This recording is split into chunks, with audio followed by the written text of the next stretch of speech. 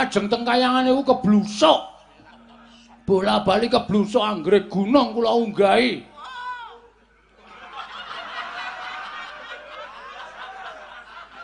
Anggrek gunung kula unggahi jebul dudu kayangan. Medhun melih kula. Ketok wonten gunung gedhe tak unggahi.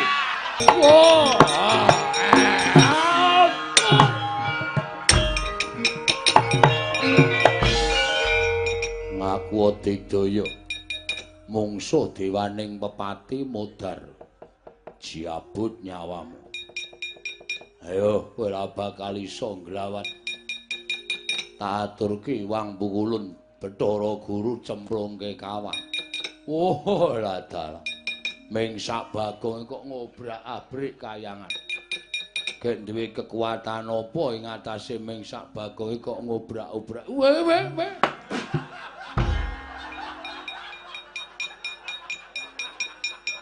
Modar.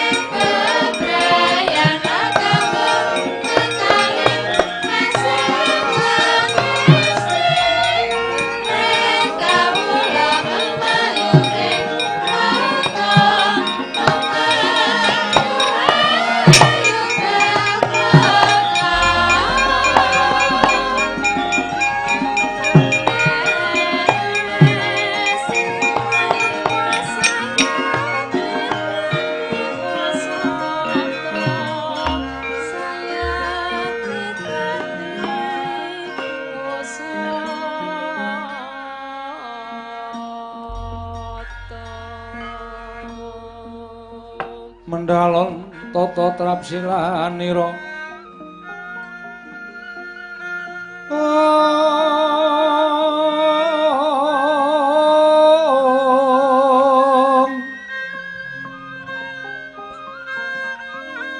ngajamaken astanira kalih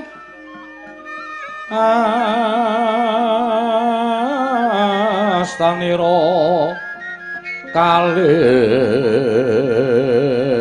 pisan yen ngandika magawe Branta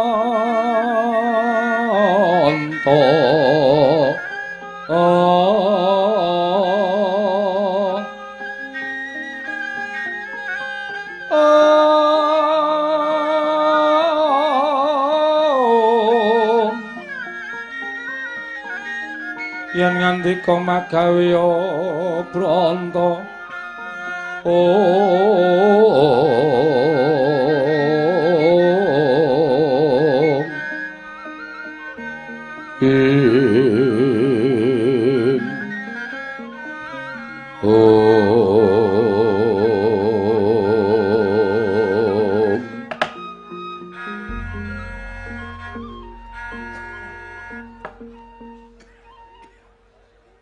Kakang Rodo. Kakang Resi Kanika Putra. Ah, menawi di. Sakmenika sampun kadenangan sinten to titah ingkang gadhahi pepinginan jebul nyatanipun dipun prisani kanthi netra batin boten saged katingal krana titah menika pancen dugal kewarisan menika ingkang sowan wonten ing Kayiwangan boten pangling rak menika Bagong putranipun Kakang Ismaya. Ah, lho tenang. Perkencang warudayang pak wong. Ah, lagu mele. Bagong ki ya ngerti dalan ning Kayangan ta ya.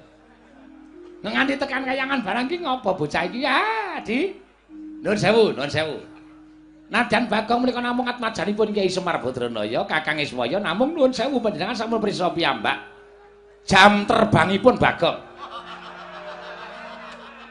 Menika menawi panjenengan boten ngatos-atos, menika mangke panjenengan saged wah kewirangan lho, Di. Inggih Kakang, kula badhe ngatos-atos. Inggih. Ah, dalah bocah kok nekate ora jamak-jamak iki ya karo sapa ngono lho. Kok nganti Bagong kok tekanangan ki wigatine apa? Lho ta. Panakawan Bagong sawise satata nggonmu ngadhep padha raja sak praptamu Bagong. Panakawan Bagong. Ora edan ta iki. Mulane ket mau dirasane ora nyaut lha walah bocah edan ki Bagong wah jan wis ngeget-geti iki teko iki lho. Teko dengkul kita ki ora iki Bathara Antarada. Wah. Dewa to? Dewa. Waduh, nyuwun ngapunten Bu Kulun. Mohon maaf lahir batin. Ya. Wah, bocah edan ora. Niki kadewatan to? Iya, iki Kayangan Suralaya. Waduh, mongko kula ora numpak sepur lho. Lho. Kok ora ana sepur ki? Lho, jare Surabaya, Suralaya. Wah, edan tenan iki ya. Waduh, pirang-pirang ki ya Dewa. Iya. Sawa iki? Lho, basa kita. Sinten Bu Kulun? Ulun Bathara Indra. Waduh, Bathara Indra. Wah, iki Dewa kok untune pasangan. Iki asli nggo ngletak ndasmu iso pecah. Wah, Dewa aja ngono. Jangan gitu. Bathara sapa? Yama Dipati. Yama Dipati. Dewa tukang jabut nyawa. Wedan. Werna-werna. Niki purun Bathara Guru, dewane para dewa. Lenggo kita iki. Edian ora. Hah? Kita ki kandhan-kandhanane. Yo, duel yo. Lho. Dewa kok ngeplaki ora. Kita ki lungguh kok. Ngono. Kuwi Sang Hyang Jagat Girinata, Sang Hyang Bathara Guru, kuwi Sang Hyang Manikmaya, sesembahaning titah sak Madyapada. Lah kok kita dilajikan tanpa Tatra Krama? Sembah sujud kula. Iya Bagong ora dadi ngopo? Kulun Ana apa? astanipun sekawan. Berarti bojone loro. Ora Bagong. Kabeh widodari dadi kelangenan ulun. Waduh. Temonjo. Ha iso ngloro-ngloro enak tangane papat ki. Iki iso dikandhani ora kowe? Kowe tak tendang genti lho Bu Kulun. Kowe sapa wae jenenge? Ulun Rada. Ulun kami itu aning Kayangan. Ayo engko sikik santai. Wektune isih sewengi kok kesusu-susu. Bagong Dalem padha kanthi raharja sak prapta kita. Nereng sambe pitu. Tansah pinayunganing kawidadan nereng sambi kala kepareng kula ngaturaken sembah sungkem sampean dekem kula antem. Kita kuwi titah ingkang keladuk gecul kumarucul. Nggih. Ulun gedhe palimarma ulun Bagong. Matur sembah nuwun Bu Kulun. Pangestu ulun tampanana. Kula pun denggo jimat paripe. Dayana ing kasantosan Bu Kulun. Iya Bagong, prayogakno nggonmu lungguh. Aja sak kepenake dhewe, iki mapan ana ing Kayangan. Mekaten Bu Kulon, nggih kula ngertos Bu Kulon. Niki lho sing marahi niki. Ceret angkringan niki Bu Kulon. Iku Kakang Narada. Wah lho. Sampeyan ngarani niki sepo niki to? Iya. Kakang Narada. Iya. Kowe rada raja sak praptamu Bagong. Pangestunipun Kakang Narada. Sing Kakang ki kono wae. Wis ping bola-bali lho kowe njongkong ke aku. Ki dadi masalah iki. Masa aku menyeluk Kakang ora entuk. Ulun ki dewa kita ki wing titah, gek dasar kita ki batur e. Weh. Ngino karo aku kowe. Kakang Narada mbok inggihpun kajengipun mboten menapa-menapa wong disebut Kakang kalian Bagong menika mboten menapa-menapa. Ngrungokke iki. Inspekture muni ngono. Kowe ora entuk. Ya, wis tak tampa. Pangestuku tampan ana. Pangestunipun Kakang Narada. Kula pundi nggo jimat paripe, Kakang? Wah, jan kayangan kedayoan kok ya wong edian kaya ngene to ya. Wah, kudune titah ki sing apik-apik kaya to sing suwan ki Janaka utawa Kresna ngono kuwi ya dadi ketok apik lho. Sepisanan sowan kok Bagong ki njur maksude kepiye coba? Kakang Narada? Mbah. Ampun gresula Kakang Narada. Ampun emosi Kakang. Niki mengke padha karo mengko limbukan Kakang Narada. Dua bintang tamu yang berbeda pendapat.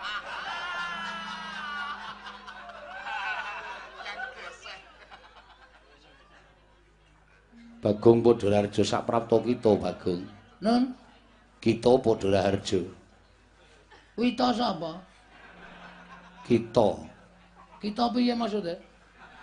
Pripun kula radong? Kita kuwi Padharjo. Ngene tak andani, kita ki kowe. Oh, tak tonyo modar wae. Lek ngekaki jeneng Bapak Semari Bagong emeng diganti kita.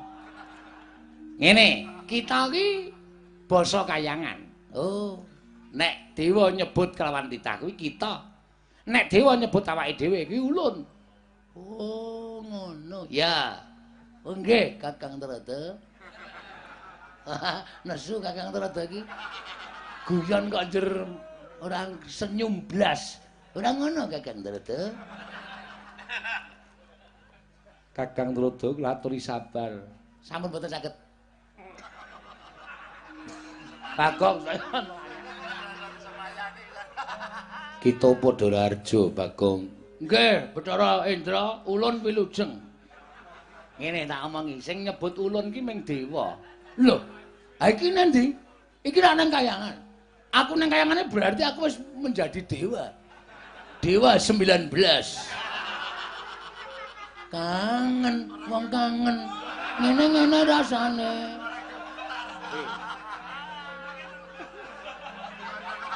Dewa 19 kok lagune kangen kaya ngono iki. Kangene ora kaya ngono. Lah piye? Ora. Dewa kok kon nyanyi ora. Berarti sampean sok klithian golek kaset bajakan. Kakang Narada. Wah. Kula malah mboten wantun bagekke Pulun, ndak malah kewirangan. Bagong Padharjo. Ya ulun tampa. Bathara Yama Dipati, kita padha slamet to, bener dadi. Lah rak tenan ta. Iya slamet prayogakno. Ulun wis kepenak, kita kepiye? Ya aku wis kepenak. Ya, iya. Bathara Narada, ngapa? Nika sing nang mburine Pukulun Bathara Guru nika ya widodari. Ayo widodari. Agene widodari ana sing elek. Ya muni ayu kabeh. Ae sing gedhe kae ndebombek semono. Oh, widodari kok kepleh-kepleh.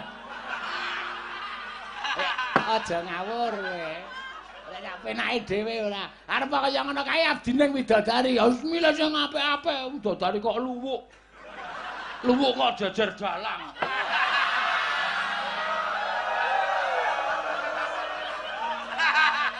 Kowe. Wah, sak kepenake dhewe ya. Bagong. Wonten dawuh apa kula? Ulun bakal nyuwun priksa. Nun nggih.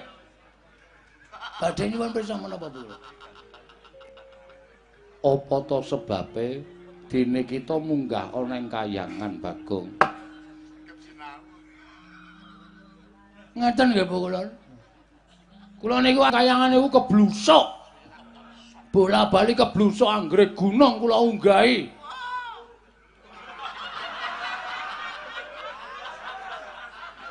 Anggrek gunung kula unggahi jebul dudu Kahyangan. Medhun melih kula.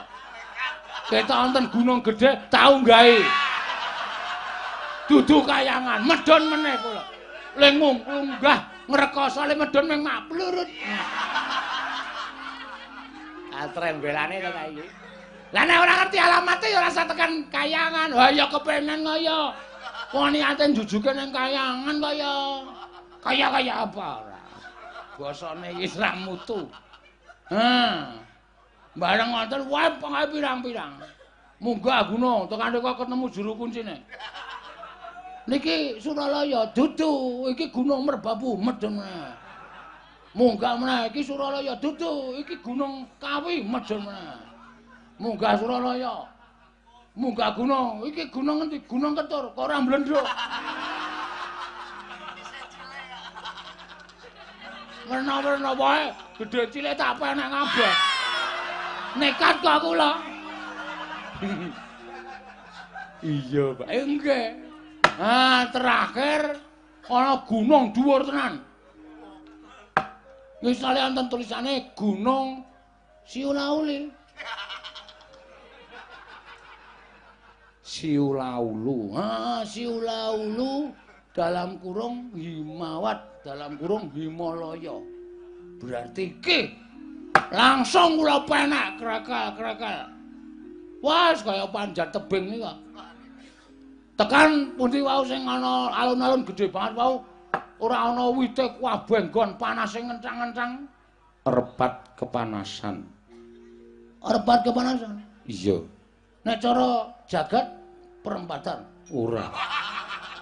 Repat kepanasan kuwi papan kanggo titah ingkang bakal swanana ing Kahyangan dikeparengake punapi mboya gumantung ana ing repat kepanasan. Nggih teng mriku. Repat kepanasan terus wonten gapura gedhe banget. Tulisan Kawi. Bakso Kawi.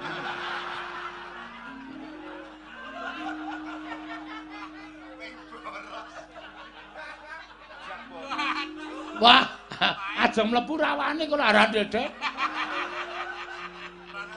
Jajare wonten gapura meneh tulisane Suralaya. Ini jelas aja bol ditunggu karo dewa buta loro. Sinten pukulun rada? Kae buta loro sing jaga repat kepanasan kae Cingkara Bala, Bala Upata. Jenenge Cingkara Bala, Bala Upata. Kula arep mlebu Kahyangan dipenggak, diatungi gada. Siji nggawa gada, siji nggawa pedhang. Aku ki arep kula niku ajeng sowan pukulun Bathara Guru. Ora kena. Terus kula langsung megarke epek-epek set ngoten. Mriki mlumpuk mriki. Sampeyan jenenge sinten? Cingkara Bala. Sampeyan jenenge Cingkara Bala Upata. Wah, cing ciripit kula batu gejepit.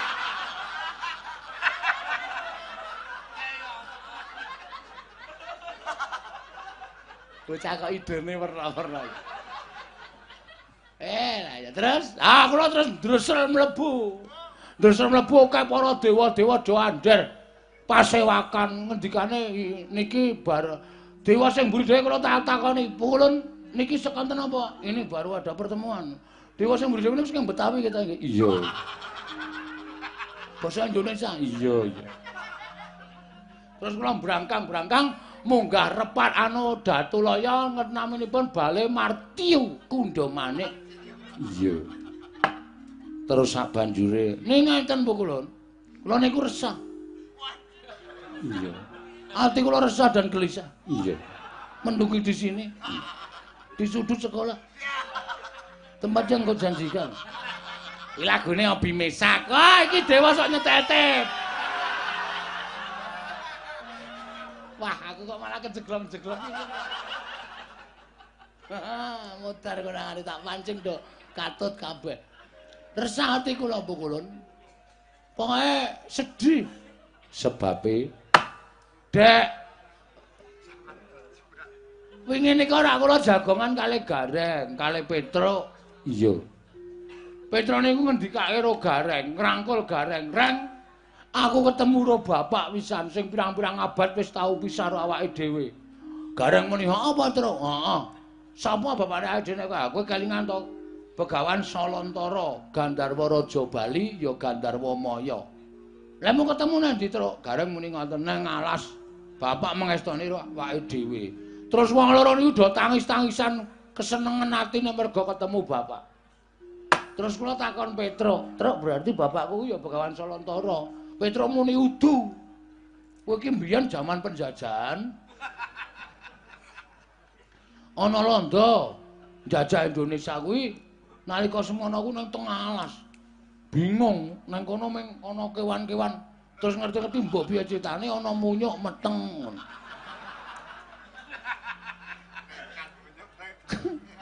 Munyuk iki nglairke pas Semar leledang nang alas. Terus bayi iki dopeni jenengke Bagong. Kula kok rada keloro-loro nggih. Maksude pasuryan kula sing kaya ngeten mosok anak munyuk. Kula terus rumangsa kula ora mungkin anak kula namanya munyuk. Terus kula niat kula ajeng gugat teng kahyangan.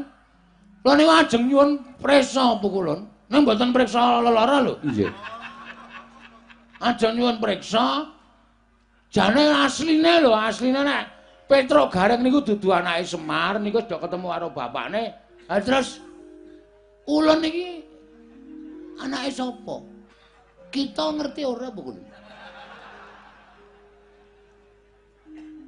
Kakang Rodo kados pundi? Lah wedi ora. Ya, bocah kaya ngene gawe kisruh iki lho. Anggenipun dongaken kemawon. Adi Pramesti ugi nalika semanten nderek sowan wonten ing Ngundarantir Bawana. Ngetutaken dhateng Kakang Semar anggenipun kepengin nyuwun rewang wonten ing jagat raya. Dipun paringi dawuh kemawon.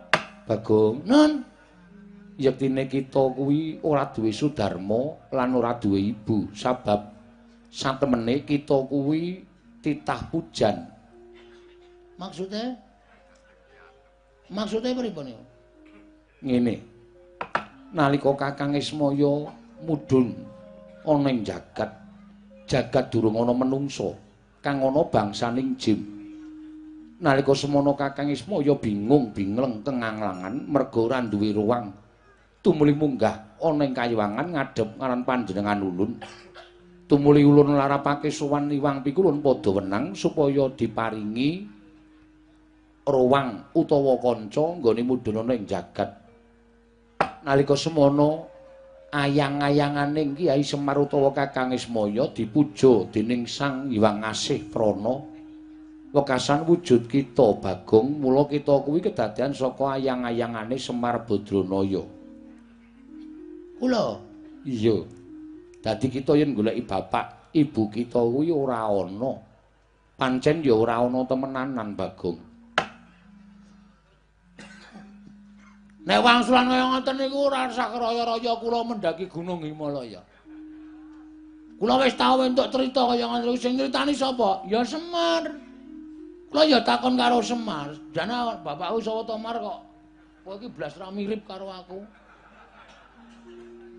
Semar crita ngoten niku tak paido. Bagong niku wong sekolahe mung diapusi kedadian saka ayang-ayang. Nek sampeyan iki dewa iso nyipta ayang-ayang dadi menungsa, mbok coba ayang-ayang kula niku manggawe wong wedok sing ayu banget. Tapeke. Iso mboten? Lho niku butuh bukti ora mung watana omong. Masa wong lumraning jagat kok ora duwe bapak, ora duwe ibu, mung dicipta saka ayang-ayangan. Mana mungkin? Enggak akan terjadi. Bagong, ngapa meneh iki jaret iki? Ulun ngandani ya. Ulun ki nalika semana nekseni, aku ora butuh seksi. Seksi iso disogok. Aku ora butuh seksi. Seksine Iwang Pikulun Bathara Guru seksi sing ora iso dibuktekke. Seksi golek-golek kok. Nggih to? Apa kula Antarada muni urung aspalan we? Nyatane wis aspalan kok. Muni ya kowe. Ora iso apa-apa nek asok si bayaran. Jagat ora jagat iki serius aku. Iya Bagong, ning nyatane pancen kaya mengkono. Kula ora percaya. Titik. Nek kula sowan teng kayangan men dipameri Bagong dumadi saka ayang-ayang, kula mboten percaya. Percuma kula munggah teng kayangan. Saniki kula tak takon, sampeyan iku dewaning para dewa. Dewa sing dhuwur dhewe. Terus kula ajeng takon teng pundi nek mboten takon Bathara Guru. Hah? Sama-namun kendel mawon pukulun. Bathara Guru kok meneng wae. Terus ayo gak ditulis nang blabak apa pelajarane. Kok meneng wae ora? Kakang Rada kados pundi? Kula cumanggaken. Aduh, kriwikan dadi kerojokan, geguyon dadi tangisan iki mengko ora geger ora karo-karuan nek Bagong nganti kaya ngene watrawe. Oh, Ndaran, kula tak takon sapa? Mongko. Perhatian. Bocah iki ngapa ta ya? Nek nganti pukulan Bathara Guru gak iso. Ngomong cara apa meneh iki? Menjelasno. Sapa to? Bapak Inyong Warataya. Mau wetan saiki bali kulon. Ngawur banget. Wis tak antepi niating tekadku. Rawe tak rantas. Malang tak putung. Trima Bagong modar ning kayangan ra masalah. Tegesan. Kok tegese piye? Tegese aku ora seneng, nek tegesan nek isih dawa kula seneng. Golek tegesane kok pamerke nang kene ora. Tegesan tegese kita bakal ngraman kayangan. Apa boleh buat? Nek pikulun mboten ngerti. Bapak kula sapa? Kula mung damusi asal saka ayang-ayang. Aku ora trima. Kan trimane Bagong. Sampeyan ngerti nek Bagong nesu. Pirsa ta? Siji, Bagong nek nesu mesti bengok-bengok. Loro, panganane kancaku tak entekake kabeh. Iki Bagong nek nesu. Niku mula ngati-ati. Nek kula wis kebacut nesu, wah wis niki kriwikan dadi grojokan, geguyon dadi tangisan. Sampeyan ajeng mengandalkan sapa nek sampeyan ra iso paring dawuh, bapak kula sapa? Niki napa? Dewa sing nang mburi kula niki. Kula leboni selang jog banyu tumpangke kompor modar jeblok dhewe.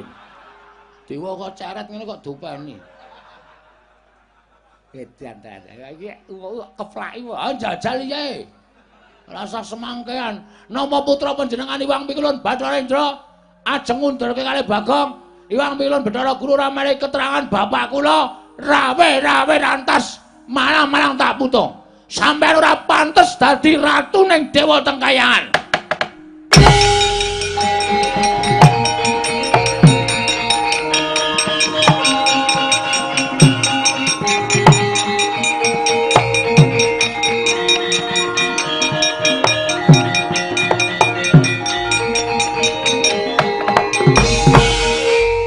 Mastu sidam sekaring bawana langgeng. Oh, ilahi ngami kena mastu sidam sekaring bawana langgeng. Sekar mayang. Edan tenan. Ora edan kowe arep ngopo, Ndra? Lho.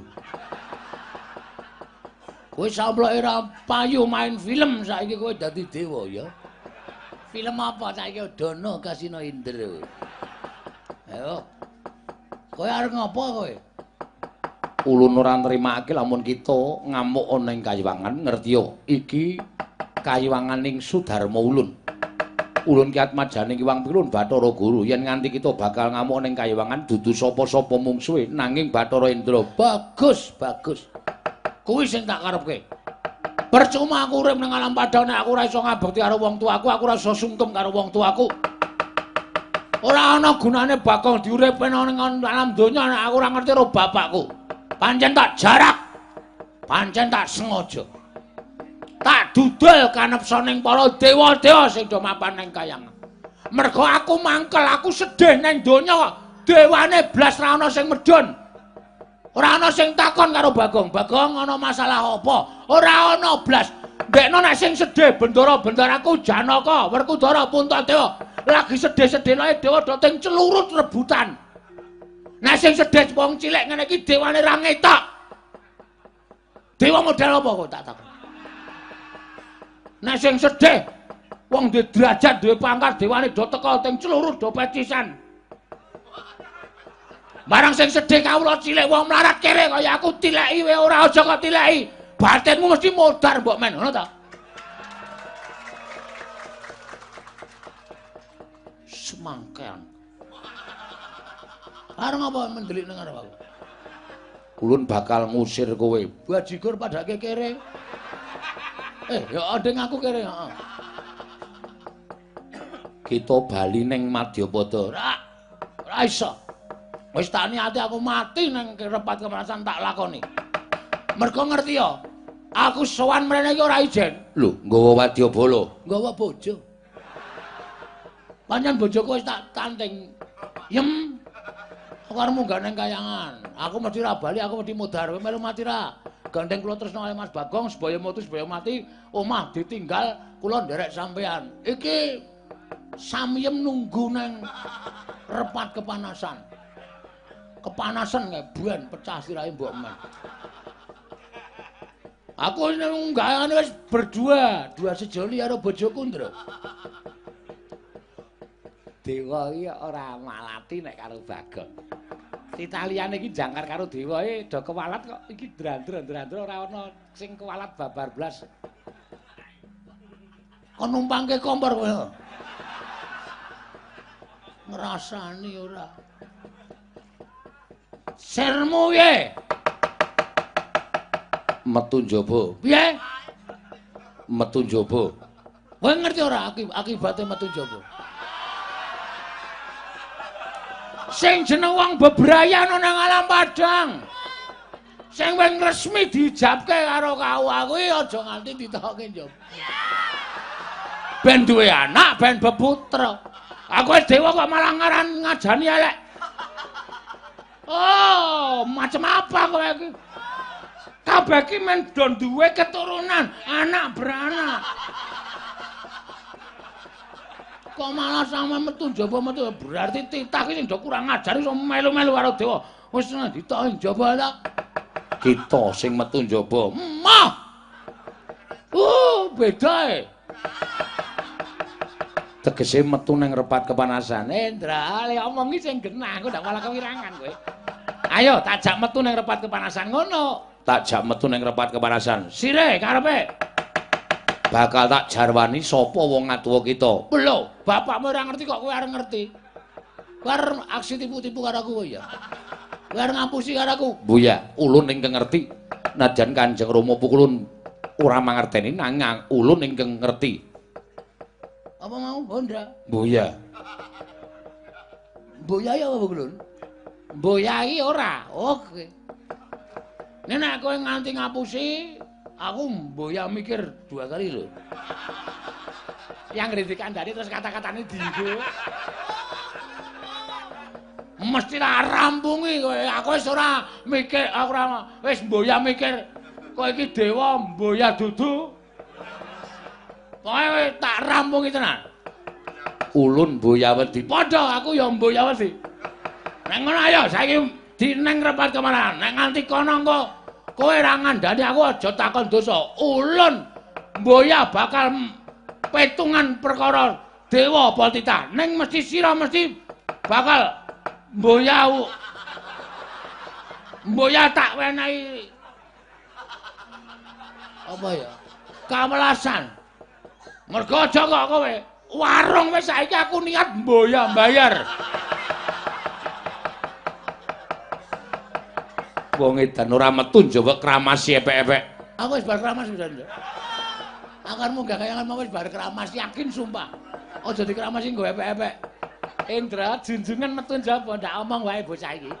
Iki nek ora tak junjung metu njaba malah omong wae iki ya dewa elek meneh iki. Hah? Wis tokke njaba isih dijunjung. Model piye kowe tak takon? Ayo, arep omong apa kowe?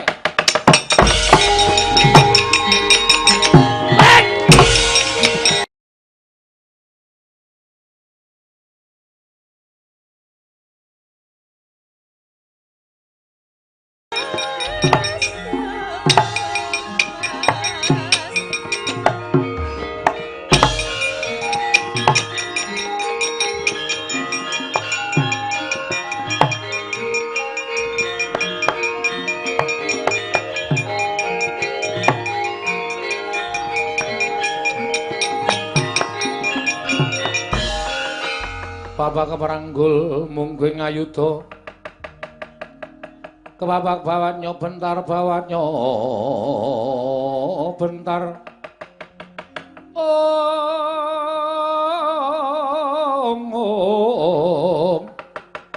kepapaknya mungguing aloga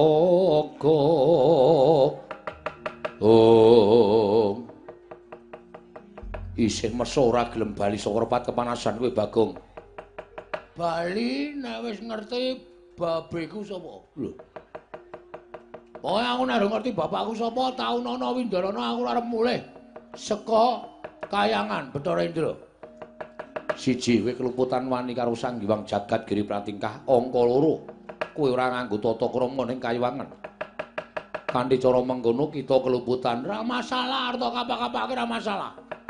Iki mau aku entuk dawuh Iwang Pikulun Bathara Guru, ya Iwang Pikulun Jatimurti. Malah kowe bakal jemplungake ana ing kawah Candra Dimuka. Sapa sing ngomong ngono iki? Bathara Guru. Ngarsa, Dudu. Jare guru ki Den Bagus sing ngarsa. Dudu. Ning Bathara Manikmaya, ya wong tuaku.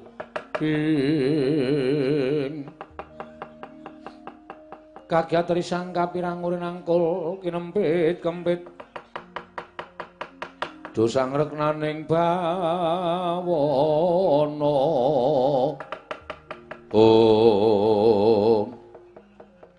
Dadi aku takon bapakku karo Bathara Guru ki Bathara Guru malah dawuh karo sampean Bagong kon nyemplungke nang kawah Candra Dimuka ngono ha. Ya dasar para nyata. Oh, ngerti aku saiki gedhoane Manikmaya. Lho, malah jangkar. Ora masalah, jangkar ya men. Wong tata lair aku anake Semar. Semar iki sapa? Semar iki kakane Bathara Guru. Dadi aku ngelokke Bathara Guru ora nganggo Bathara iki ora masalah. Manikmaya Jatimurti Jagat Giri Pratingkah. Ora apa-apa, ora ana sing malati. Terus ngopo? Saiki ngene, Ndra. Lho. Saya jangkar Ya semen saya jangkar ya men. Kowe yo nglarake ati ya omong aku. Sing ngatasi aku ki mung kawula, pengen ngerti wong tuaku ora dikandhani mung jare asale saka ayang-ayang apa? Ora ana menungso kok saka ayang-ayang. Model ngendi kuwi? Padake aku ki wong goblok gampang diapusi. Terus karemu piye? Manut. Cah kendel ditantang. Manut tau. Arep piye model piye? Jotosan oke, ora masalah. Aku ki nang donya iki pasar tak usah sik. Aja kok kadewatan. Ora minggat. Aku tegel karo kowe Bagong. Oke, kula ya tegel karo sampean. Wis ora ana tabete anak Bathara Guru karo anake Ismaya. Anane mung Indra karo Bagong. Neng kene marganing patimu. Neng kene uga kowe bakal ora dadi dewa. Mudar saka tangane Bagong. Wah, suaramu piye? Kurang seru. Suaramu kemewat kaya ngregem jimat. Kaya wani dilat wesi abang. Wah, lah kowe ora ngerti nek aku do buka sulapan. Nek mung wesi abange tak dilat bendina ndra tak andani. Dadi rasa gumun Pecah siramu. Ayo, ndajal nek pancen kowe wani karo Bagong.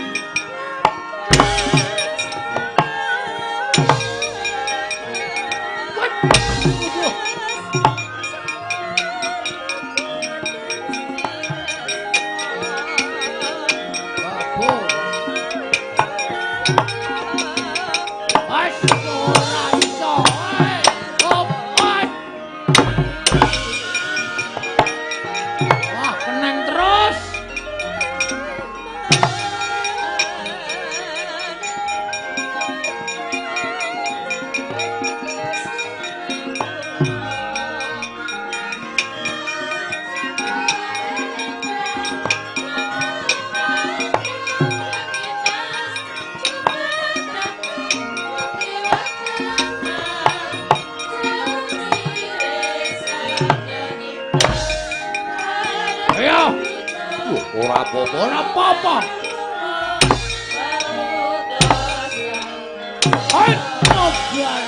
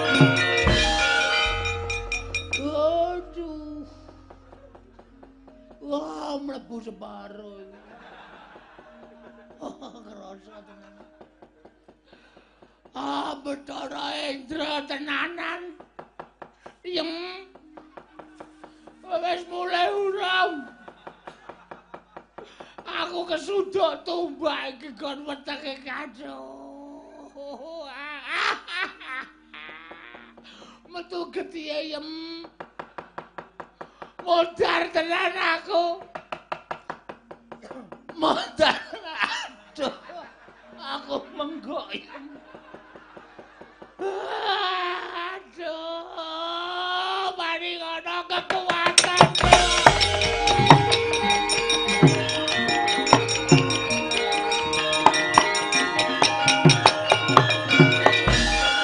Ucap kacarita nalika semanten kenging pusakanipun Sang Hyang Bathara Indra kira Bagong datan saged ngrawat nandhang kacintrangkan namung bengok-bengok kira Bagong mulat nenggih Sang Hyang Bathara menang.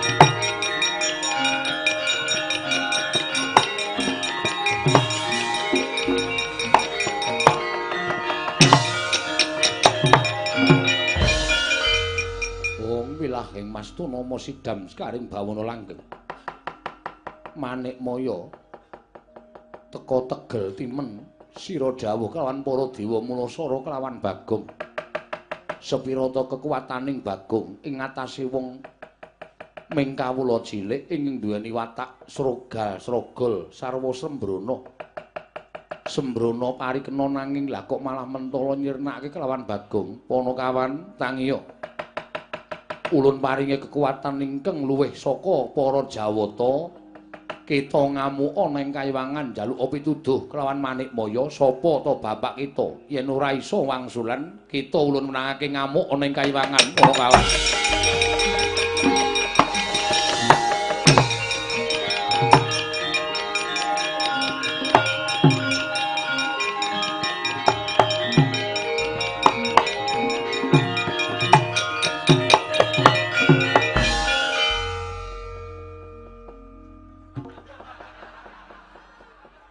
Ya iki mau nguncalke bambu runcing iki mau temancep neng dada anggepe Bagonge wong loro saudon telu saurupan wae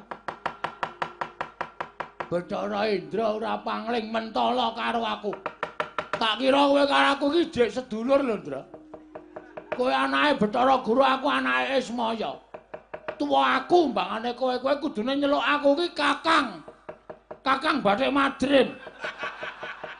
Aku dadi kowe malah wani nguncalke tumbak nang wetengku. Temancep untung aku kuat, untung aku digdaya. Bathara Indra, lara nyaur lara. Utang pati nyaur pati legane.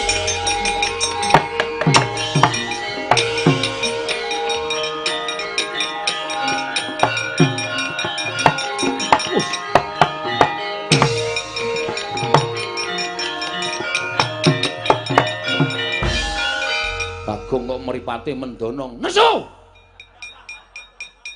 Kowe iki tak anggap adiku lho, Ndra. Lho, adi saka ngendi? Lho, kowe anake sapa? Bathara Guru. Bathara Guru adine Semar. Berarti kowe iki isih adiku dhewe. Sepupu. Hah? Sepupu apa sekempal?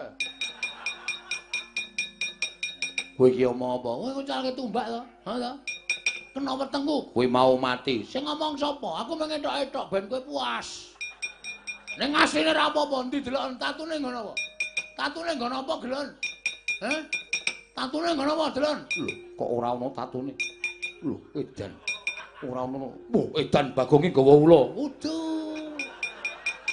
Udu ula iki. Kadal. Kadal jengkulmu. Kowe mentala karo Bagong. Padha karo kowe wis mentala karo pati urip gunggung apa aku ngeman karo Ciapel. Dra. Ngopo ora dendani? Pengrawite bingung munine kok endi. Oh, ngene iki dis ngono iki. Nyang. Nek kowe ndok terus piye? Ming muni siji to mau klotik ngono ta. Wah, ngrusak rombongan kowe ndok. Man ketok kompak. Lah wong iso endok kok ora entuk-entuk. Ah, cerewet kowe.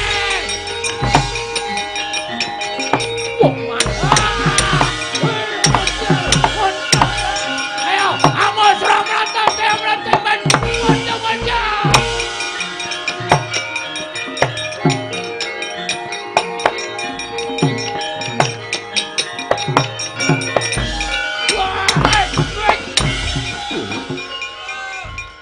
Gleleng kok. Edan Bagong iki. Sapa iki? Iki Dendra iki. Dudu. Bathara Brahma Dewaning Geni. Wah, nyilireke.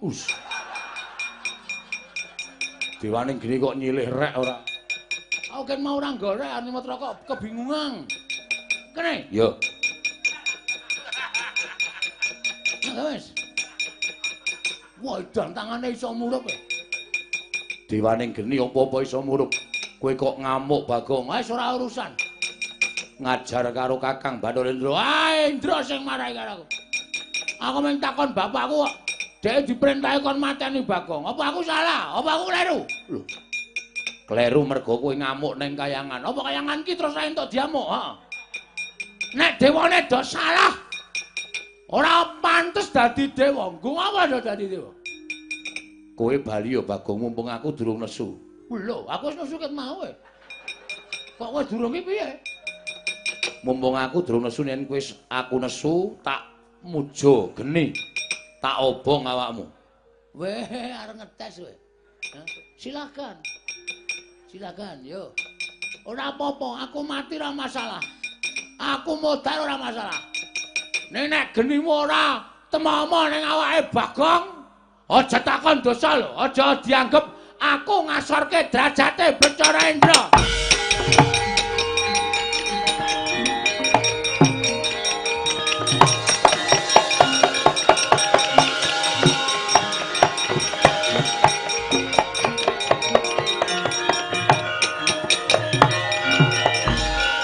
Mati gosong.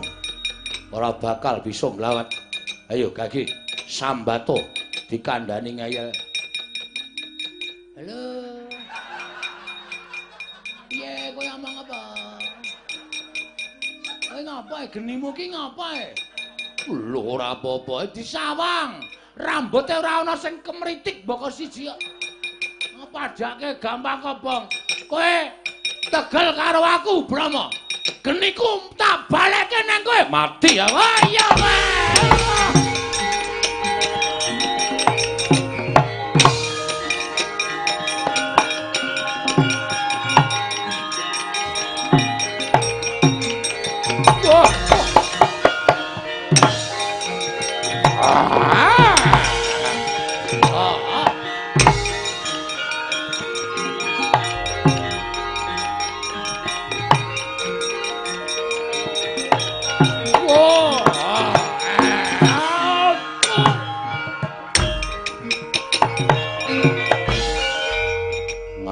Digdaya mungsuh dewaning pepati modar jiabut nyawamu.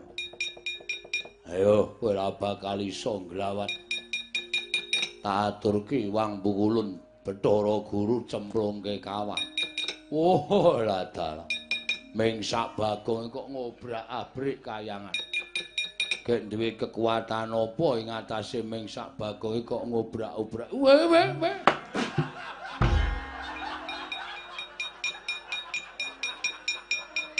Dar. Rumangsane sing iso njabut iki men kowe wae. Kowe termasuk dewa kurang ajar. Njabut kok tas-tas. Isih halus aku nek njabut. Padake ora. Njabut kok dul ngono ya. Sing kelangan nyawa kaget.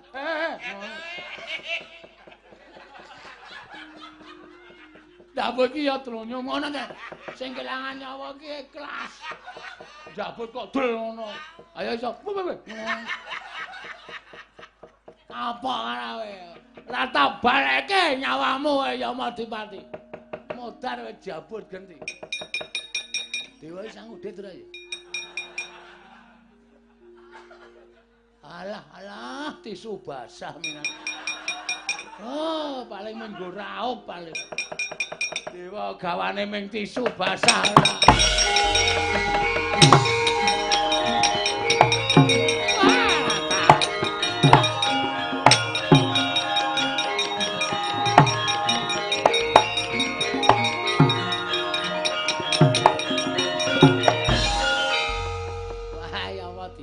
Sembrono. Arek kae njabut karo Bakong malah genti dijabut glecak. Ora taya kowe. Mati ora kowe. Ya Madipati aja kaya bocah. Kita kuwi dewa kena lara ruputing pati tangi ngger. Tangi ora rasa dipethoke Bagong tangi aja kaya bocah cilik. Oh ya.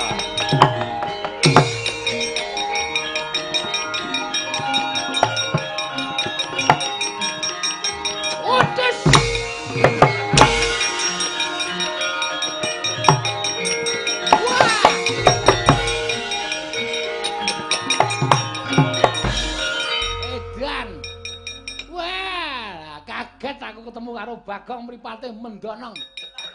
Wah, nek ra mlayu cilaka iki. Nek ra mlayu mesti kisruh mergane. Wah. Cilaka tenan. Wah, anak Semar nek wis nesu ya ngilani. Gugu karepe dhewe. Alah mesake. Dewa kok cawete suwek. Wah!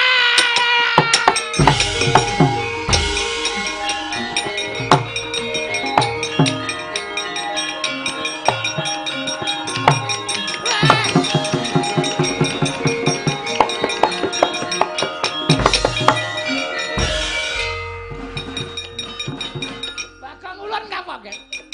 Ulun ngapa? Sareh, aku ki ora arep ngapa-ngapa. Tenang. Ayo madhep rene. Trundul ya. Dewa bengi iki jan kocar kacir kabeh. Mungsuh Bagong. Nyo, tak kei Dewa kok suwek. Mulai tak ngetkis kok ngisor kuwi iki kelontrong kok.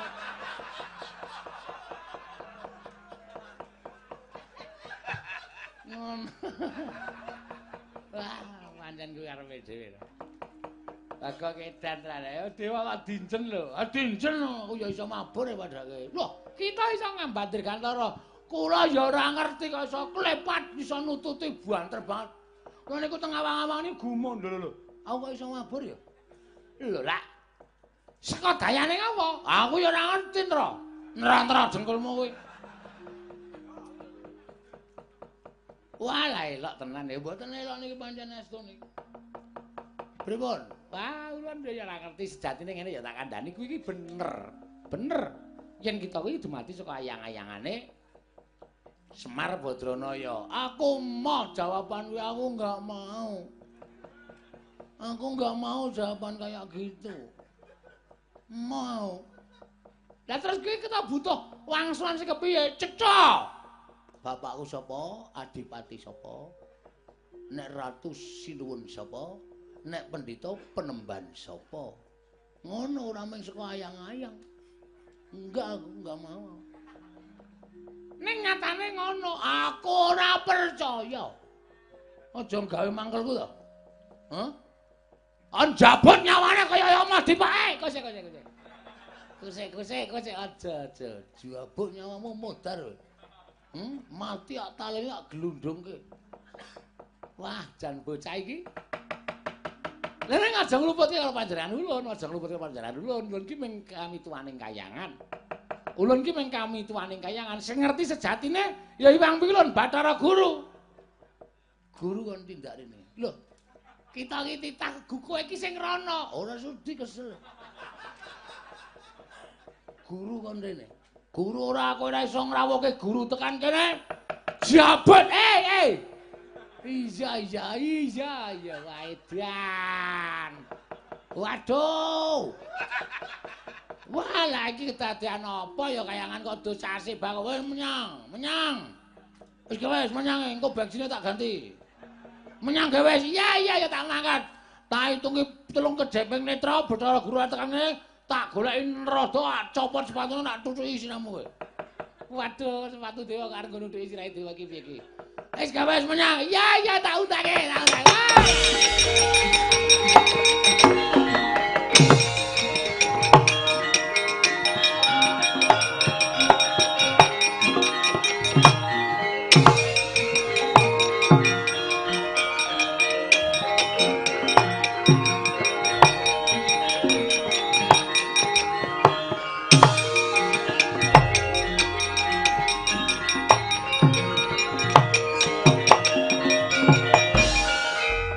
Pandhita kang kinarya wangsit pindha kombang ngacaping tawang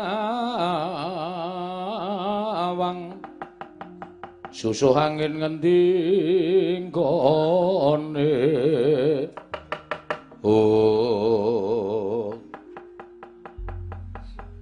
Bagong nun destun temen ing atase amung derajating kita kok ngosak asik kayangan kaya mangkene.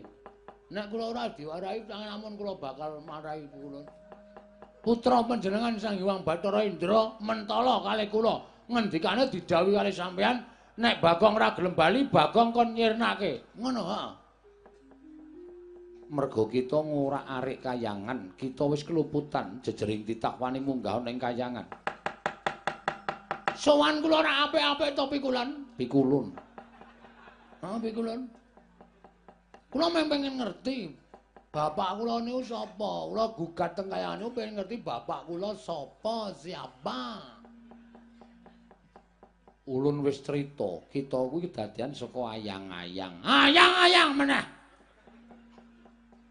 Aku ora percaya, kula mboten percaya nek kula kedadian saka ayang-ayang. Kula Narada niku wis ngendikake kala wau sadèrèng sampeyan rawuh mriki. Kita kuwi kedadian saka ayang-ayang. Wis ora percaya. Nek sampean ra tekan iki Pulau Narada tak jabut nyawa. Kaca. Aja ya Bagong aja. Ulun mboya ngerti. Berarti sakniki wiwit detik niki kok niti. Wiwit detik ini pukulun Bathara Guru lereh dadi dewa. Percuma sampean tak takoni bapakku ora ngerti. Aladene ngondange dewa kuwi ngerti sadurunge winarah. Ngerti marang mobah mosi ing titah. Mana kenyataannya? Sampeyan tak takoni bapak kula ora ngerti kok ngerti kahanan jagat iki, Dur. Piye wis aku tak takon? Aku kudu piye? Di ngatas-atas lho, Di. Ngatas-atas. Bagong mripatipun sampun mendelik kados ngoten iki ngatas-atas. Yen ngono kowe meksa, mesti meksa. Pokoke aku nek kula nek durung entuk keterangan bapak kula sapa, Taunana Windanana kula ajeng teng kayangan. Tenan kula ora ngapusi ajeng kula gawe geger kayangan. Kula ajeng teng pundi-pundi pokoke. Ayo, anggere nesu nak ngendi di sini ta. Jane jan apa kayangan kok teng trenyek ra karo-karuan. Asli ra ngapusi aku. Ora arep tak guru ki. Ben teng mriko tlotok teng mriko tlotok ben kayangan ambune ra enak. Hong bila hanghong apa? Ora suruh kok hanghong. Yen ngono kowe wani kelawan kadewatan. Ora wani sebab apa? Guntur geni guntur angin. Bagong sirnakna leburen saka jagat guntur geni guntur angin.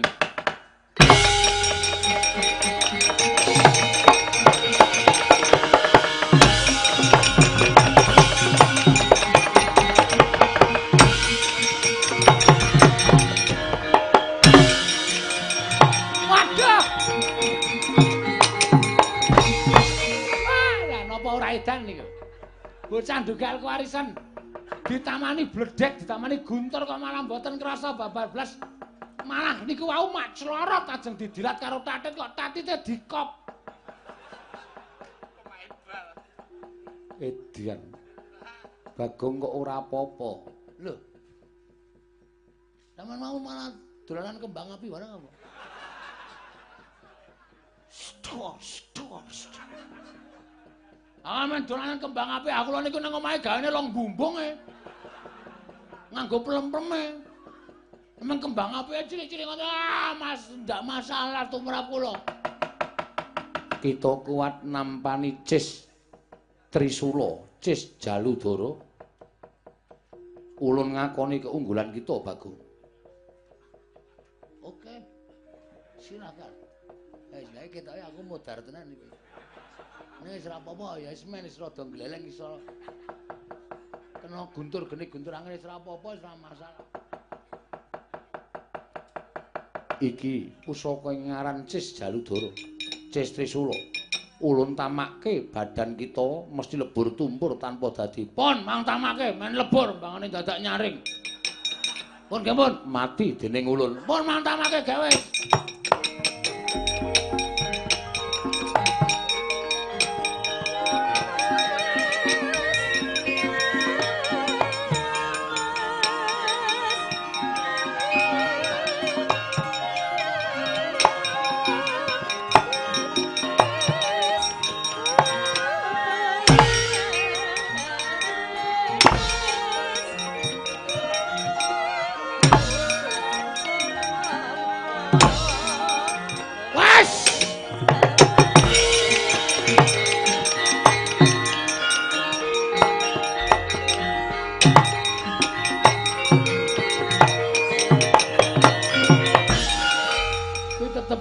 Masalah iki.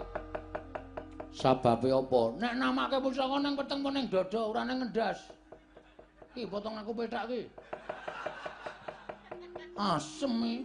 Ayo tak potong kaya Ronaldo. Kok dicowes nganggo gaman, marai berset pethak iki. Wah, wis samyem pangling iki. Kok pun kados mboten Ronaldo, Kamas, ono cilaka iki. Kowe gawe nesu ning Bagong kowe. Ayo pusaka meneh sing tak tamake. Ora-orane bakal tak tinggal loncat. Aduh Kakang ketiwasan.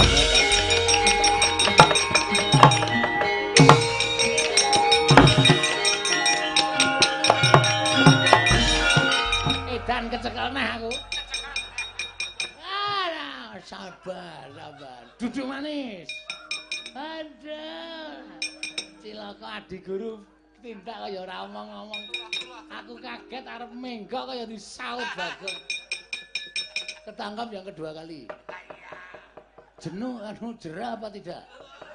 Wis ketangkep pindho kaya mesti ora jerah kowe. Ora jerah kowe.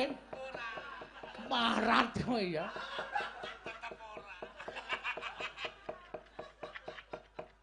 Wis ketangkap 2 kali mesti arep bertindak yang tidak senang. Kosek aja gawe dredeg aku. Aku ki ra melu-melu. Sing nibake guntur geni guntur angin mau adik guru, sing nibake Cis Jaludara mau ya adik guru. Aku ngerti ta, kita ngerti ta ulun mung teko nang mburi. Ora melu apa-apa ketok sikep ki. Iki terus aku kudu piye pukul Ntrada? Aku harus bagaimana? Kita arep takon bapak kita marang sapa meneh wong Bathara Guru ya ora ngerti. Kudune guru ngerti. Guru ki sing gawe rapot kok ora ngerti. Ulun ki jane seneng ngomong karo kita. Ning kita ki nek jak omongan mesti blender dono, blender dene. Ora dicekeli kok. Ah mesti blender dono, blender dene. Nek dicekeli ora bakal blender. Ngono kuwi. Ngene gumantung karo sing dijak omong. Belum nyekeli apa ora?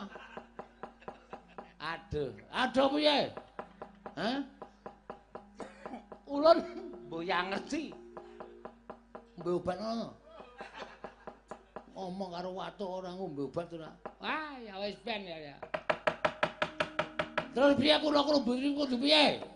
Ulun ya mboya ngerti, ulun ki ora ngerti tenan Bagong ya to bedah dada ulun mboya ngerti. Wah, wis kudu nandi meneh. Pukulun Bathara Guru mabur kaya ngono. Lah kowe arep nututi piye? Lah kok sik kita iki ra ya iso mabur to. Kaya mau kita ki nututi ulun mabur. Woi, jandeng lali aku.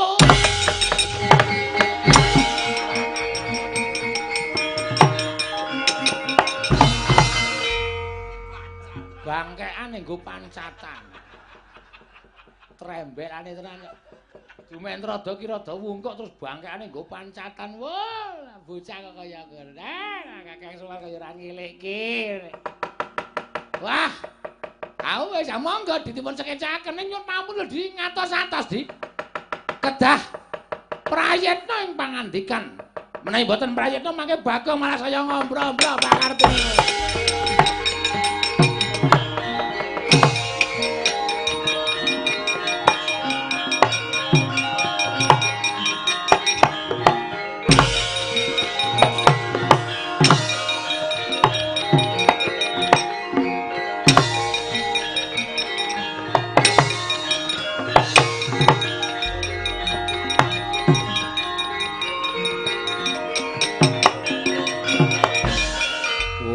Nomo sidam sekaring bawana langit.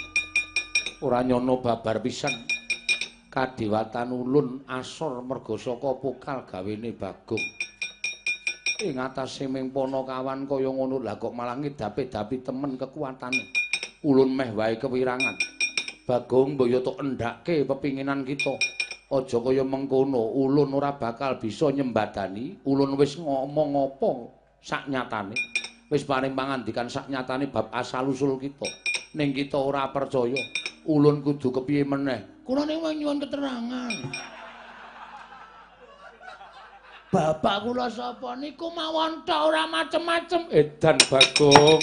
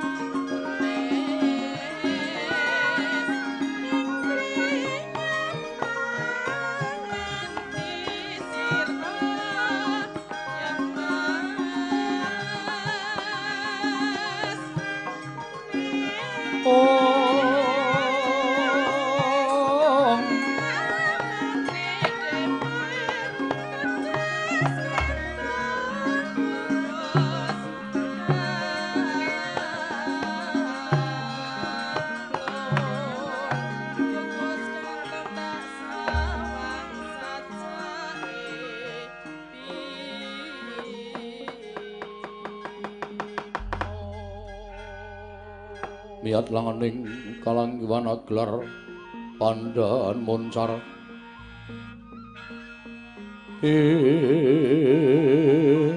non lir kekonang surem sorote tan padang om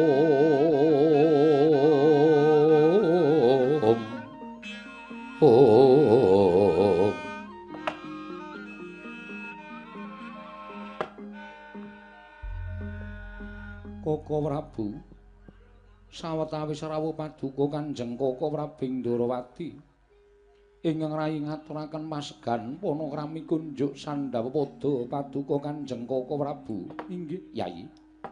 Kula tampi karya bombong raos sing manahipun ing Raka ing Ndarawati. Namung kosok wangsulipun kepareng kula ngaturaken pudyastawanipun ingkang Raka kunjuk. Koko Prabu kula tampi nggo jimat paripik dayana ing kasantosan. Kresna kakangku aku ngaturake bekti. Iya Dimas. Werkudara ndak tampa. Ora liwat pangestunipun Kakang Tampanana. Ndak gegem dadekake jimat. Koko Prabu sembah bekti kula. Koko Prabu sembah bekti kula. Iya. Kembar ndak tampa. Ora liwat pangestuku Tampanana kembar. Kula pundi nggo jimat niki? Kula pundi nggo jimat paripik dayana ing kasantosan. Koko Prabu sawetawis anggen kula ngrawuhaken paduka Kanjeng Koko Prabu rikelenggan sakmangke mboten sanes namung nedya kula kanthi ngrembak babagan negari Ngamarta jumbuh kelawan kewajibanipun nalta ing Ngamarta anggenipun tansah kedah angasta kendho kencenging pernatan amis baji ning kawontenan Yayi kula nderek rumajeng namung semantena mugi andadosna ing kawuningan menapa boten langkung prayogi menawi anengga dhateng jangkeping para Pandhawa. Liripun kados pundi paduka paring dawuh ing mekaten? Inggih. Amargi menawi boten jangkep samangke badhe tumpangsa anggenipun badhe mananata negari ing Ngamarta. Wilingi saking menika sawetawis katengga langkung rumiyin sawanipun kadang kula pun Arjuna. Sumados sakmangke menawi ngembak babakan kendho kencenging negari kadang kula ing Madukara ugi sampun mangertosi menawi dados sabda paduka Yai Prabu ing Ngamarta, Yai Prabu Darmakusuma. Sarating pandam sumula madangi jroning pasarean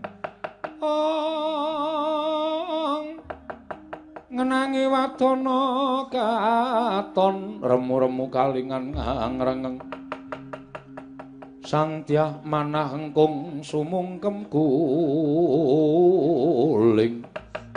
ing dereng ngantos paripurna sami Mbawacana kasaru ingkang abiyantara miwah ingkang rawuh madyaning negari Ngamarta nenggih Iwang Pikulun Jatimurti akarya cingak sangya para Pandhawa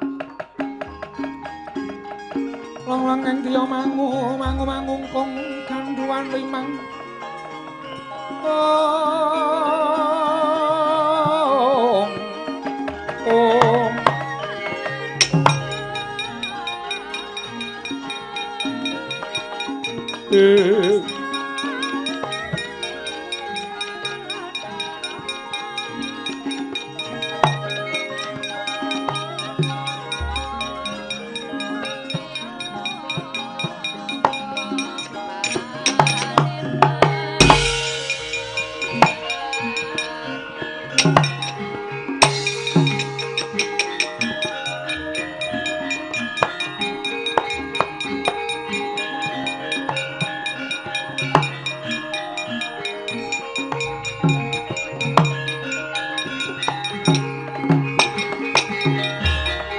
kuncing langit kelap-kelap katon lir kincanging risang mawe gandrung sabaran katulu wukir moyak mayik saking tias baliwur ing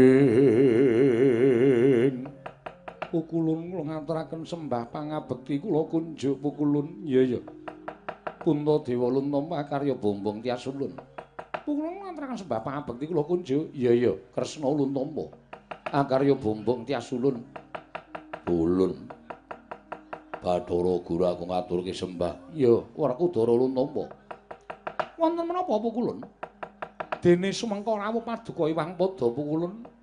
Manik manya wonten negari Ngamarta kepareng ambabarana dhateng ingkang wayahipun Puntadewa.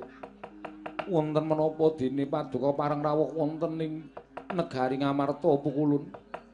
Puntadewa. Apa dene sira Kresna?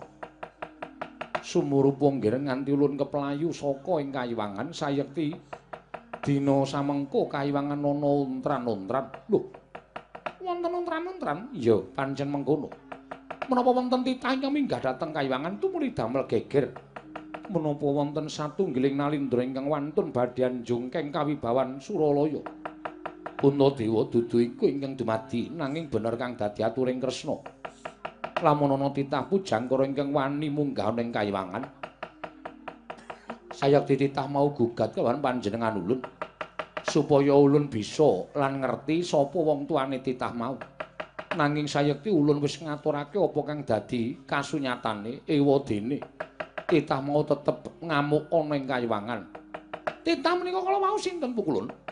Menawi kepareng kula kalian kadang-kadang kula para Pandhawa badhe amapakaken dhateng titah kala wau.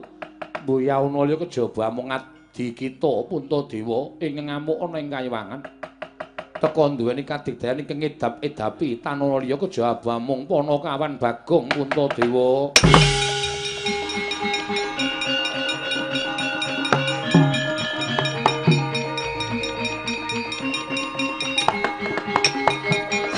Jagat Dewa Bathara jagat pangestu kala wae lah dalah. Werkudara. Bagong sing gawe geger kayiwangan. Wah, ora pati dugamana. Kaya ora diwulang karo sing gerak. Ing atase derajate Bagong wani ngobrah-abrik kayangan. Kresna Lilanana aku tak goleki karo Bagong. Dina samengko ngoyak kelawan panjenengan ulun Werkudara. Wah, caedan.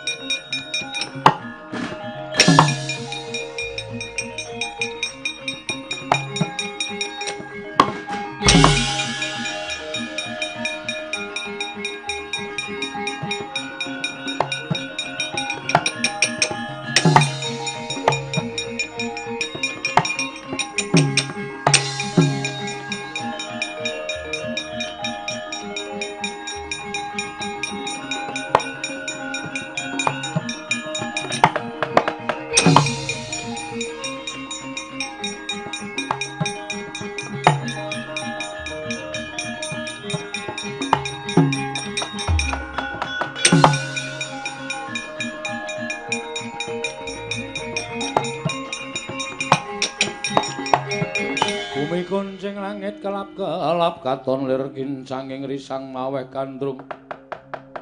Sabaran katulu wukir moyak mayik saking Dyas Baliwur. Surapati Dukamana, ora lida ujaring wong daplok. Pukulun Bathara Guru mabur mudhun ana ing jagat. Aku wis mbaten mesti sowan para Pandhawa. Apa dianggep dume Bagong musuh para Pandhawa wedina wae piye? Tetep bae aku arep takon nek ora ana sing menehi keterangan karo wong tuaku, aku ora bakal nrimakake marang sapa wae. Yata laruta saking Gudha Sang Kurakala. Yen namutusa Sang Sri nalika semanten ki Lurah Bagong ingkang linenggahan Sang Hyang Bathara Wenang. Mila luput senjata tawa katingal digdaya sekti mandraguna. Nalika semanten sigra Sang Hyang Wenang ginakaken daya panguwaos. Bagong sigra ngambah dirgantara parandening mangke. Bingung ki Lurah Bagong sabab lumarap wonten ing kayiwangan Ngondarandir Bawana.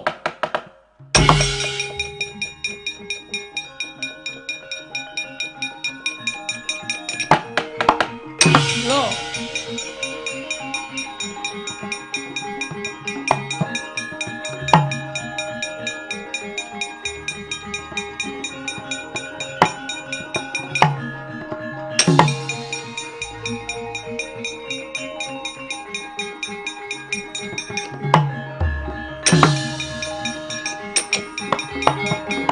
Werkudara. Iya. Apa Hyang Jagat Girinata Apa ya kelakon atur Dara? Wah, nadyan aku dhewe bingung. Jarene diuyak Bagong kok bareng tekan kene ora eneng sapa-sapa. Bagong ya ora katon. Apa Bagong wedi merga Iwang Pikulun Jagat Girinata mlebu ning negara Ngamarta? Aku dhewe ora ngerti. Lho, kok sik? Lah kae Janaka to kae.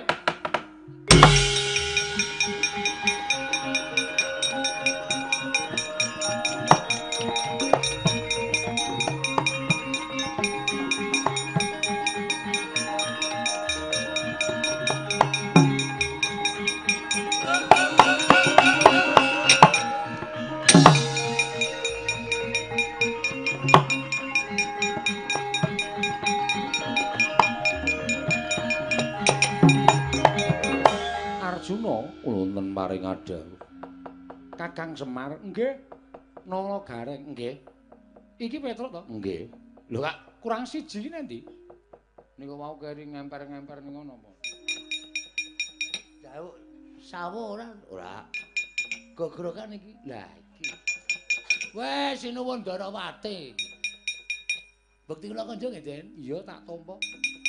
Bagong. Nggih, bekti kula nggih, Ndara. Iya tak tampa. Arjuna kula wonten paring adhawuh. Ngene. Kowe tak kandhani ya. Nggih. Iwang Pikulun Jagat Girinata iki mau rawuh ning Ngamarta. Rawuh wonten Ngamarta. Iya. Wigatosipun pradul kan para Pandhawa yen to kayiwangan geger diorak-arik karo titah sewantah. Sinten ingkang wantun ngorak-arik kayiwangan? Iki malah aku bingung. Lah apa kowe kok ora ngerti iki piye to?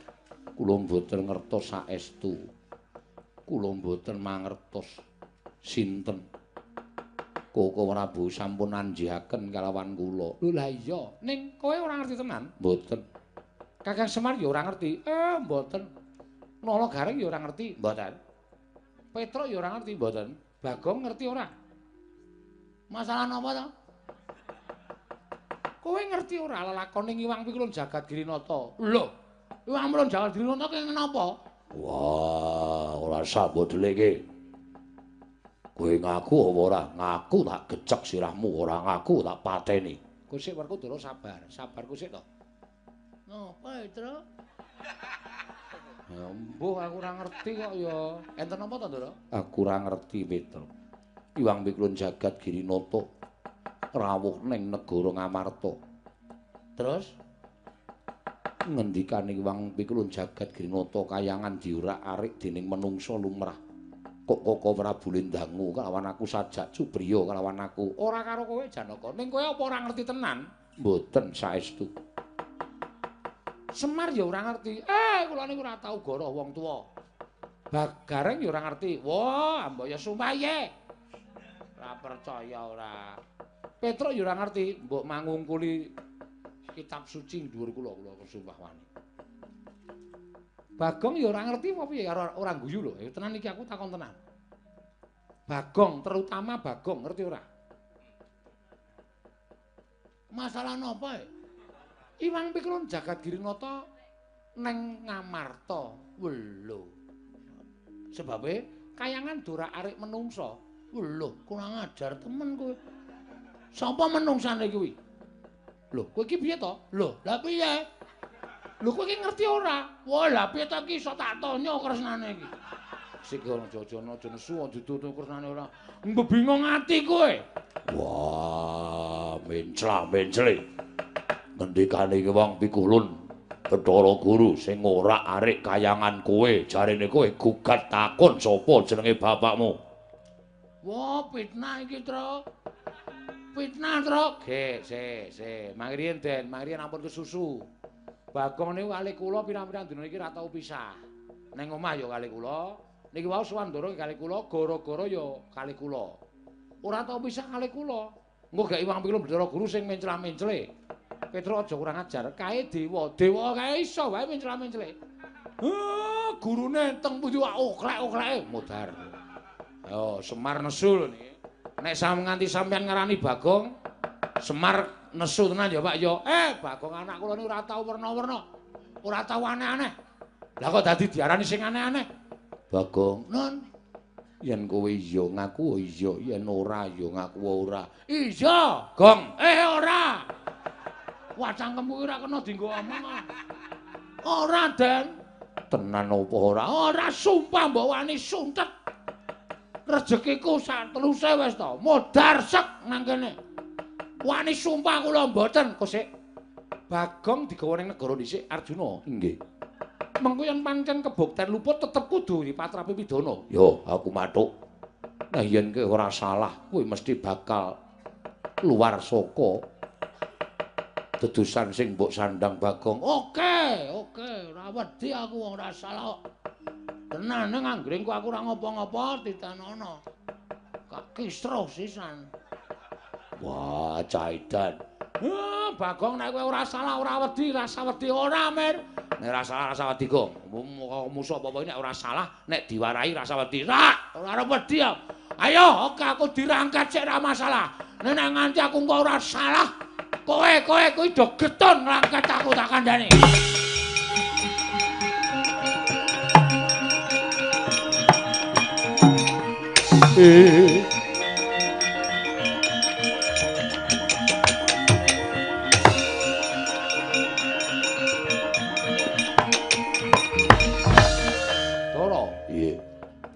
Dadi aku malah bingung.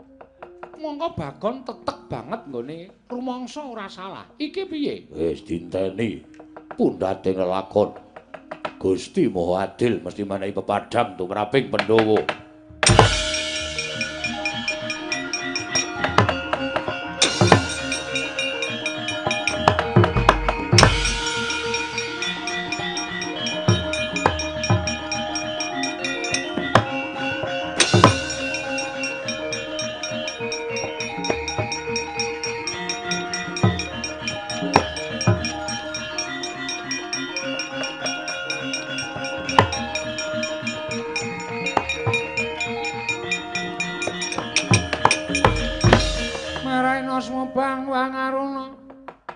Katinetraning angga rapo sabdaning kukilaring kanigara sageter kene dunganing kunglir wuwu sing pini panca ing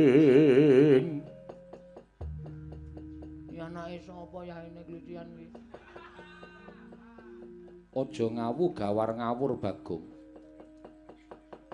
Kita kuwi mergane bisa digdaya ulun ingkang ngemong raga kita. Kita dipatrapi sarta ditibani pusaka saka Bathara Guru ora apa-apa ki merga saka ulun. Nek saiki kita ditibani pusaka mesti mati. Wah. Panjenengan sinten Bu Kulun? Ulun Sang Asih Prana. Asih? Iya. Kok lanang? Ulun Sang Hyang Bathara Wenang. Oh, Sang Hyang Bathara Wenang sing nggih pondhong kula nggih. Iya. Kita arep takon apa Bagong ulun ingkang bakal paring wangsulan. Kula niku mung bingung pengen ketemu ale bapak. Bapak kita Semar. Lho. Bisa tak kisruh sisan kene.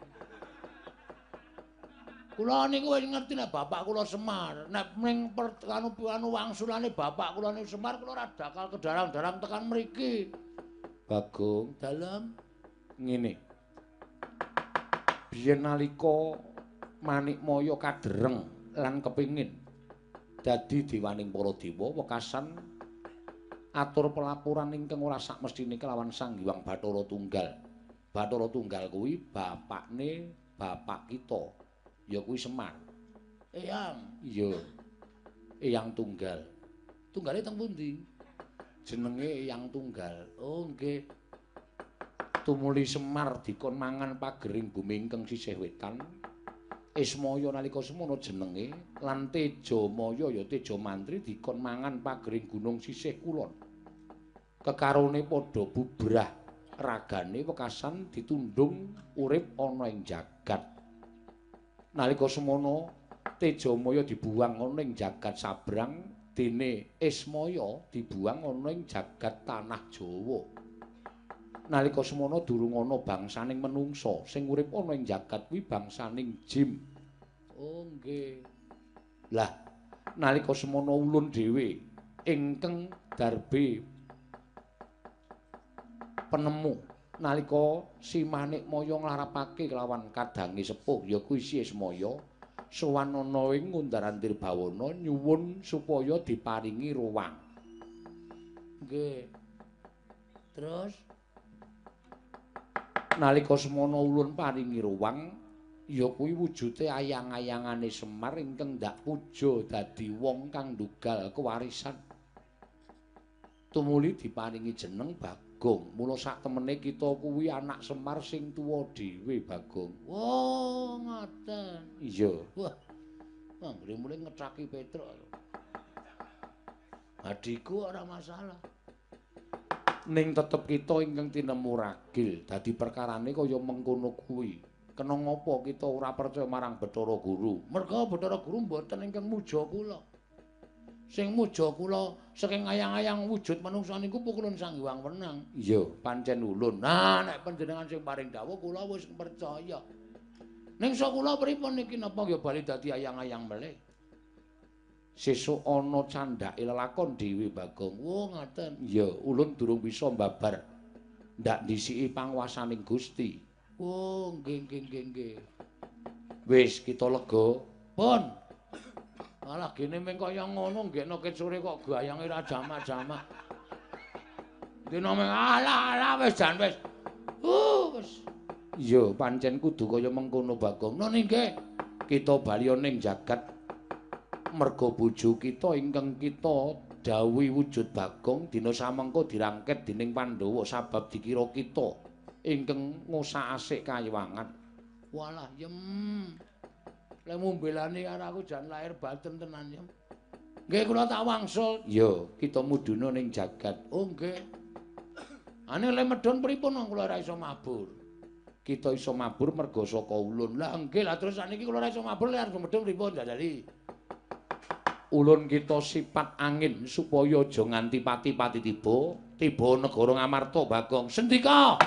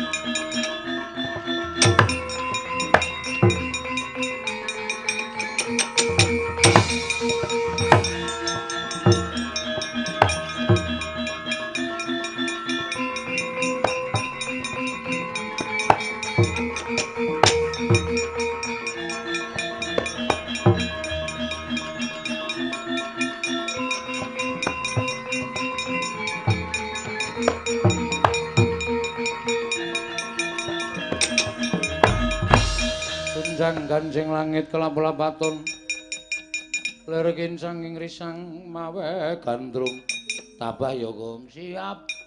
Wong ra salah santai wae, Tru. Ha iya. Pukulun menika ingkang abdi pun Bagong. Bagong. Wong kang kaya kowe wani gawe rusak kayangan malah samengko bisa gawe srana ulun tedhak ning Madyapada. Kita nandhang luput Bagong. Nuwun sewu, kula niku mboten tumindak napa-napa Pukulun. Kula niku mboten tumindak napa-napa, mboten ngoyak-oyak sampeyan, kula niku nderekke Ndara Janaka alih Petra ya, Tru. Heeh. Niki kula nganggo seksi Petra. Ndara Janaka nggih dadi seksi. Inggih, Pukulun. Arjuna kita mboya usah melu-melu. Merga saka pokal gawene Bagong kaya mengkono ulun kewirangan. Wong kang wani gawe wiranging Iwang Pikulun Bathara Guru tetep kudu ulun cemplungake ning Kawah Candra Dimuka. Kula niku salah apa e? Wah, Jan, Gong, sabar ya, Le. Arep ora salah ning nek kowe ngadep Iwang Pikulun Bathara Guru ki nyawamu aja karo neng bun-bun. Santai, tenang wae lho kowe iki. Aku mesti mati wis to santai wae. wong kok teteke kaya ngono ya Werkudara. Wah, Caidan. Ngadep Bathara Guru sapenake dhewe. Asli kula niku mboten tumindak napa-napa. Bagong, Nun. mbok ya aja ngono nek tumindak akonana. Walah, jan wis iki wis termakan hasutan Bathara Guru kabeh. Kabeh do nyalake aku, kabeh do nyalake aku.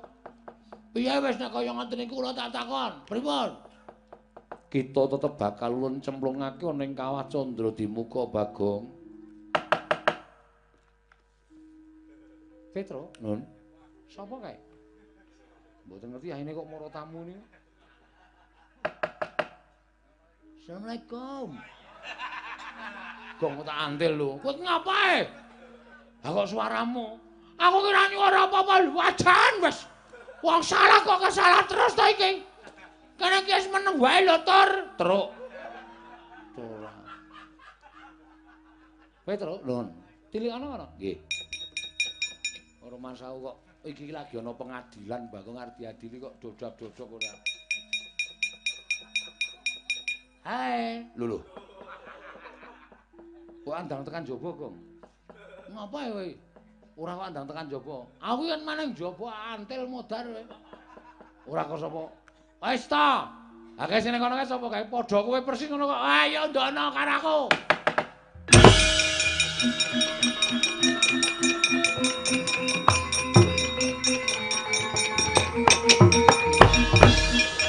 Apa lakon apa-apa kok dadi kembar, lakon apa-apa kok dadi kembar. Petro iki piye kok kaya ngene iki? wah edan Petro malah nggawa boneka Bagong. Iki yo ngopo boneka Bagong iki Bagong ing tenan kok. Bagong kok dadi loro. Iki kok malah ana loro apa ana kawan Bagong. Piye, pukulane sarem nyemplungke aku nang Kawah Candra Dimuka. Tak rubat lho. Lho kusik-kusik. Aja ngawur gawar ngawur. Iki ndi Bagong sing saknyatane? Yem salima yen aku tak matur ndak rampung-rampung. Nggih ngestakaken dawuh ora nyuwara Bagong. Nggih ngestakaken. Ah, salin.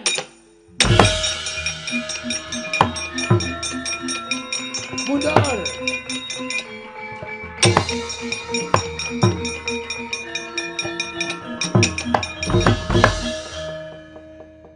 Bagong kepiye? Niki kula wau bar sowan Iwang Pikulun padha wenang. Pukulun boten sawedi, pukulun boten sak gila, kula wis entuk keterangan saking Iwang Pikulun Bathara Wenang. Wis ketemu lan wong atuwa kita. Ulun ki mboyagara. Lamun ketemu kali wong atuwa kula.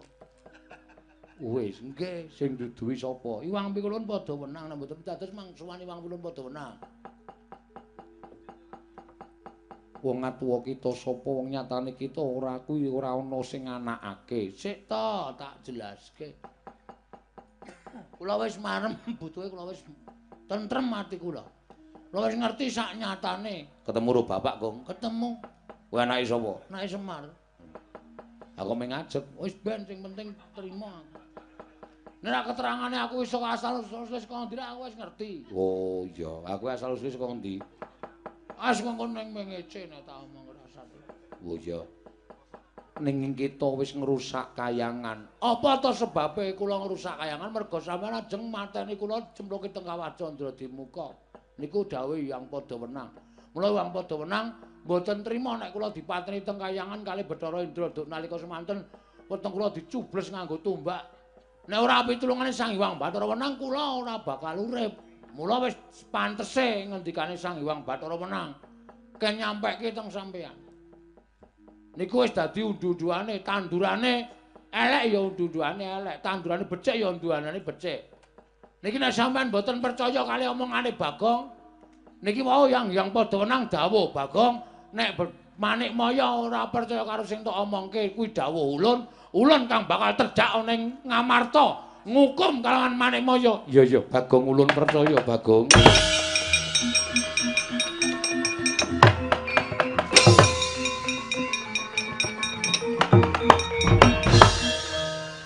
Apa tenan apa, Gong? Sing endi? Sang Hyang Padhawenang arep terjak dhewe ning Ngamarta nek Iwang Pilun Bathara Guru ora ngakoni. Ora. Iku ya pinter ngono lho. Amen gek rampung ya. Nek ora ngono kok dadak perang meneh. ndak-ndake jam. Iya, Bagong. Ning kowe mau ya ning kayangan tenan. Heeh, ya nggih. Lho. Kok sik. Sing lungguh dampar kok kowe iki ngopo? Ora ana sing lungguh ya. Ana tempat kosong ya tak pakai. Kuwi iki dampare Yai Prabu Darma Kusuma. Bagong wong edan sak penake dhewe dampare ratu. Wah, mulai iso gelut iki wis. Ratu ra iso gelut dadi iso gelut. Iya, Bagong. Nggih. Semar nanti, Tru? Ayo kemana? Piye, Tole? Aku wis ngerti, Pak, sejatine. Asline tuwa dhewe anakmu ya aku to, Pak. Jane iya. Ning mergo kabeh mau kudu nganggo Petruk Gareng tak dadekke sing tuwa kowe sing enom. Ya ora apa-apa. Berarti aku nek sia-sia Petruk ora kualat. Mula kowe unek-unekke Petruk, unekke Gareng, ngapak-ngapake Petruk kuwi tangeh kualat wong jane umure tuwa kowe. Oh iya. Oke. Tunggu besok malam. Lho. Kok ndur ngancam besok malam barang wis kene wis rampung kok iso besok sia-sia karo Petruk aku. Sia-sia karo Gareng. Ora kualat ya, Mir. Iso. Aku wis marem, Pak. Nggonku gugan ning kayangan wis ditampa karo Sang Hyang Jagat Girinata lan wis dinehi keterangan karo Sang Hyang Padawenang. Alhamdulillah, aku wis ngerti asal mula bukaku, Pak. Tetep aku nderekke bapak tekan jaman apa wae, Pak.